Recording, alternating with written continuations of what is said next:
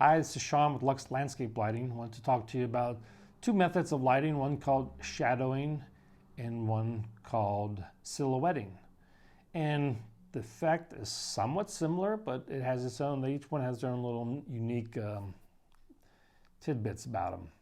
So shadowing is the easiest one to do. That's where you would put a light in front of an object and cast its shadow upon another surface. So one simple way to do this is if you have a nice or interesting looking plant in front of your house and behind the plant you have a nice open wall, especially a white wall looks great. And typically you want the surface to be fairly untextured, rather flat.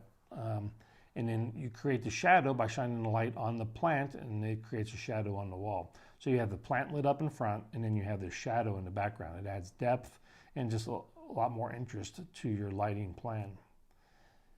And we can also, when we're doing moonlighting, we also love to create shadow effects with the tree branches as we're doing moonlighting as well.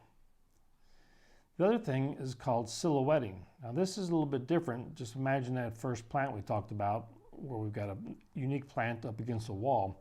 In this case, we put the light behind the plant and just light the wall. So we have a nice white or bright colored surface, typically a smooth and non-textured surface, lit up, and then whatever's in front of that creates a silhouette. You can see the branching structure, the outline, the shape of the plant.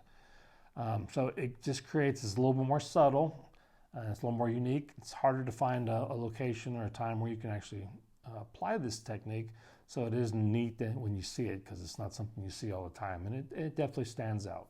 So think about using those two types of techniques for shadowing and silhouetting to bring dynamic effects to your landscape lighting.